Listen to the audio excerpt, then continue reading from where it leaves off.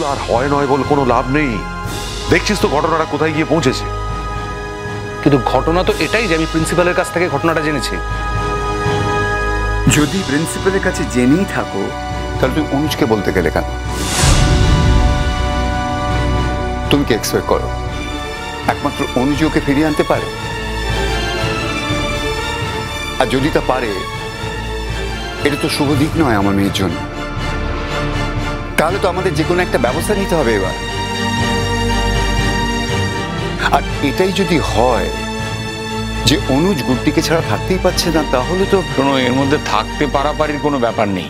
Of course আছে, of course আছে। তুমি বুঝতে পারছো না, কদিন আগে গিয়ে গুড্ডির ঘরে রাত কাটিয়ে এসছে। আজকে অসুস্থ শরীর নিয়ে, যেখানে ও সিক লিভ নিয়ে বাড়িতে শুয়ে আছে, দুম করে উঠে চলে গেল কি না গুড্ডি হঠাৎ করে বাইরে চলে যাচ্ছে।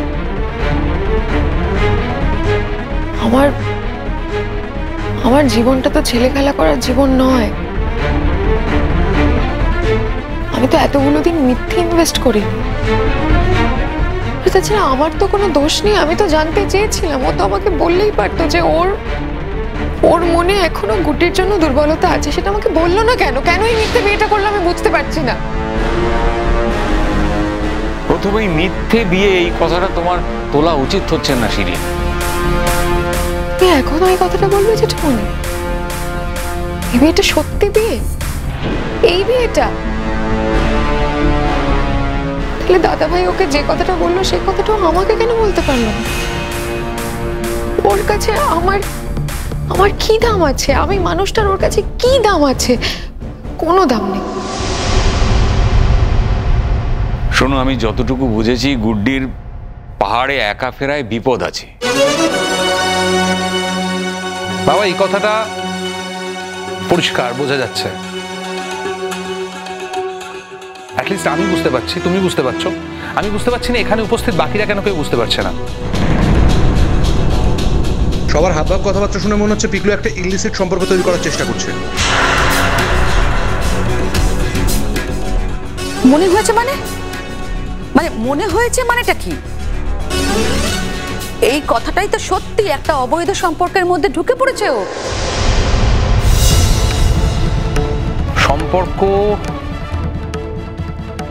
সম্পর্ক বৈধ অবৈধ বলে বোধহয় কিছু হয় না।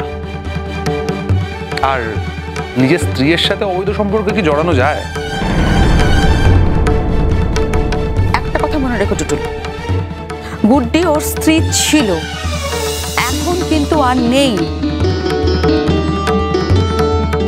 এই এক কথা শুনতে শুনতে না আমি ক্লান্ত হয়ে গেছি। আমার আর ভালো লাগছে না। আমাকে না তোমরা এবার ছেড়ে দাও।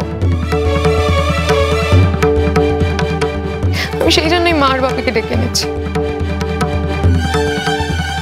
কি বলছো মা?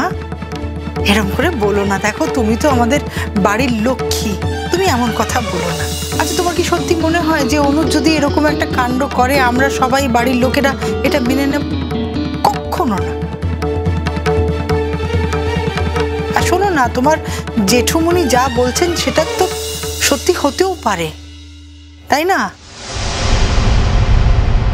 সত্যি তো ওই পাহাড়ে তো একটা বিপদ হয়েছিল। হ্যাঁ, হয়তো ওর কোনো বিপদ আছে দেখেই সেই জন্য ওকে তাড়াতাড়ি ডেকে আনতে গেছে। আসলে কি বলতো, এটা নিয়ে তো অফিসেও পরে অনেক কথাবার্তা হতে পারে, তাই না? হ্যাঁ, মানে অনুজিত এই কেসটা নিয়েছিল আগে, তাই আর কি। আর কি বলতো, এখন আমরা তো জানি যে ও আমাদের সঙ্গে থাকে, ওর খবরাখবর আমরা পাই, সেই জন্য ও যে আমাদের না জানিয়ে চলে গেছে, অফিসের লোক তো এইসব বিশ্বাস করবে না, তাই না? মাম্মাম, তুমি আমাকে এই কথাগুলো কেন বলছো বলো তো? ওর অফিসের লোকেদের কি খেদে কাজ নেই যে অনুজকে গুড্ডির পেছনে গোয়েন্দা লাগাবে? এই কথাগুলো না অবান্তর কথা মাম্মাম, এগুলোর কোনো মানে নেই। গুড্ডি, আপনি? আমারই তো আসার কথা। বাড়ি ফিরে যান। বাড়ি ফিরে যাও বলতে তো আসেনি। সেটা আপনার ব্যাপার, অন্তত যাওয়ার সময় আমাকে শান্তিতে যেতে দিন প্লিজ। কোথায় যাচ্ছ তুমি? পাহাড়ে। আমাকে একবার বলার প্রয়োজন বোধ করলে না? আপনি কে বলেন তো? আমার জীবনে আপনি কে যে আপনাকে না বলে আমি কোথাও যেতে পারবো না? আমি জানি আজ আমি তোমার জীবনে কেউ নই আমি, কিন্তু একদিন তো ছিলাম। আপনি কোনোদিনও কেউ ছিলেন না। ওই একদিনের কথা আপনি ভুলে যান। তোমার টিকিট কাটা হয়ে গেছে? হ্যাঁ, টিকিট কাটা হয়ে গেছে। বাসও এক্ষুনি ছেড়ে দেবে, আমি এক্ষুনি ওইদিকে যাব। গুড্ডি, ফিরে চলো। ফিরে যাব বলে তো আসিনি। কিন্তু আমি তোমাকে ফিরিয়ে নিয়ে যাব বলেই এসেছি। আপনি আমাকে ফিরিয়ে নিয়ে যাবেন কেন? ও এখনো অপমান পাওনা আছে আরো, তাই তো? সেই জন্য না, তুমি ওখানে একা যাবে না গুড্ডি। আরে ওখানে লাইফ রিস্ক আছে। তুমি জানো না পাহাড়ে কি সিচুয়েশন হয়েছিল? সব কি ভুলে গেছো তুমি? লাইফ রিস্ক আছে ওখানে, তুমি ওখানে একা চলে যাবে। কেন তোমাকে এখানে আসতে হয়েছিল? তুমি ভুলে গেছো সমস্ত কিছু। আমি কিছুই ভুলে যাইনি। পাহাড়ে ঠিক কি সিচুয়েশন হয়েছিল, আমাকে কেন এখানে চলে আসতে হয়েছিল, আমার সবটাই মনে আছে। কিন্তু একদিন পাহাড় ছেড়ে চলে এসেছিলাম মানে তো এই নয় যে আমি আর কোনোদিনও পাহাড়ে ফিরে যেতে পারবো না। ফিরবে গুড্ডি, কিন্তু সময় মতো ফিরবে। এখনো সঠিক সময় আসেনি। আপনি আমাকে সেই সময়টা ঠিক করে দেবেন নাকি? হ্যাঁ, আমি ঠিক করে দেবো। আমি ছাড়া কে ঠিক করে দেবে? তুমি কখন ফিরবে? কবে ফিরবে? একটা কথা শুনে রাখুন স্যার, এক রাত্রি আপনি আমার হস্টেলে গিয়ে থেকেছিলেন বলে, এক রাত্রি আমি আপনাকে খিচুড়ি রান্না করে খাইয়েছিলাম বলে, ভালোভাবে কথা বলেছিলাম মানে এই নয় যে আপনি আমার জীবন থেকে সব রাত কিনে নিয়েছেন। আমি তোমার জীবনের কোনো রাত কিনতে চাই না গুড্ডি। আমি শুধু চাই তোমার ভালো থাকা, তোমার সুস্থ থাকা, ঠিক থাকা, তোমার নিরাপত্তা। কে চায় আপনার নিরাপত্তা? আমি তো চাইনি। আমি নিজেই নিজের মতো করে ভালো থাকতে পারি। শোনো, এটা একটা পাবলিক প্লেস, এখানে সিন ক্রিয়েট করে কোনো লাভ নেই। তুমি যদি সত্যিই যেতে চাও, আমি জোর করে তোমার হাত ধরে তোমাকে ফিরিয়ে আনবো। এই কথাগুলো মুখে বলা সহজ স্যারজি, আপনি এটা কাজে কোনোদিনও করতে পারবেন না। পারার কথাও নয়, আর পারাটা উচিতও নয়। আপনার তো শরীর খারাপ, এই অবস্থায় আপনার তো বাড়িতে বিশ্রাম নেওয়ার কথা। আপনি এইভাবে হঠাৎ করে চলে এলেন। বাড়ি ফিরেছেন। আমি এই ভয়টাই করছিলাম, সেই জন্য আবির স্যারকে কিচ্ছু বলি। ভয় পাও তাহলে? এখন তোমার এখনো মনে হয় যে তোমাকে ফেরানোর জন্য আমি পাহাড়, পর্বত, সমুদ্র সমস্ত কিছু ডিঙিয়ে চলে আসতে পারি? এসব কথা আপনি আমাকে কেন বলছেন? ইমপ্রেস করার জন্য? যদি আপনার তাই মনে হয় তাহলে আমি আপনাকে বলছি, আমি আপনার এসব কথায় ইমপ্রেসড হই না। আমি তোমাকে ইমপ্রেস করতেও চাই না। আমার দিক থেকে যা সত্যি আমি শুধুমাত্র সেটা বলছি। কি সত্যি আপনার দিক থেকে? থাক না গুড্ডি, কি দরকার? অনেক আলোই তো মেঘের আড়ালে চিরকাল চাপা পড়ে থাকে। আমার জীবনের সত্যিগুলোও না হয় আমার মনের ভেতরেই চাপা পড়ে থাক। খুঁচিয়ে তো কোনো লাভ নেই, কোনো দরকার নেই খোঁচানো। হ্যাঁ, আমি জানি আমি সেদিন তোমার ওখানে গিয়েছিলাম বলে তো আজকে এই পরিস্থিতির সৃষ্টি হয়েছে, তাই না? আমি যদি না যেতাম তাহলে তো তোমাকে এতটা অসম্মান, এত অপমানের বোঝা মাথায় নিয়ে পাহাড়ে চলে যেতে হতো না। কিন্তু আজকে বাধ্য হচ্ছে কোথাও গিয়ে।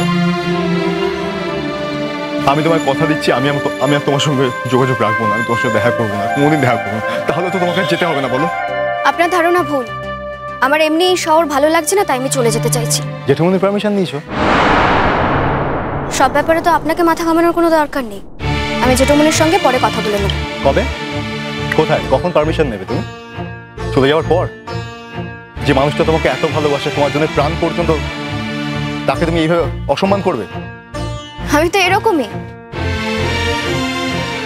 বেঈমান, সবাই জানে, আর জেঠুমনিও জেনে যাবে। গুড্ডি, গুড্ডি, বাড়ি চলো, বাড়ি চলো। বারবার একই কথা বলে কিন্তু কোনো লাভ হবে না স্যারজি। বাস এক্ষুনি ছেড়ে দেবে, আমি যাচ্ছি। শোনো, তোমার এই ছেড়ে দেওয়া বাসকে আটকে রাখার ক্ষমতা আমার আছে, তুমি খুব ভালো করে জানো।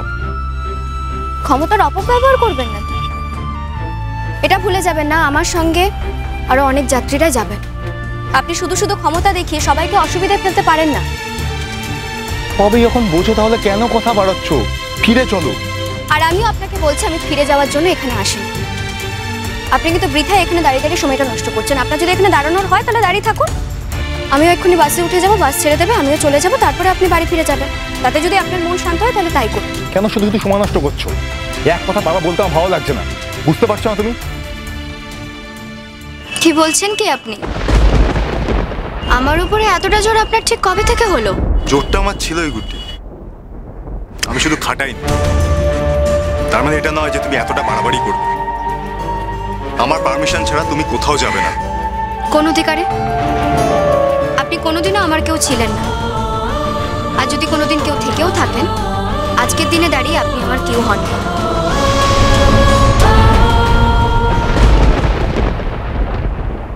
আর একবার ভেবে দেখা যায় না?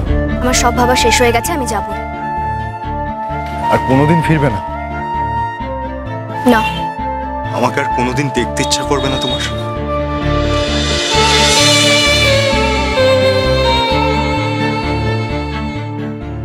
না।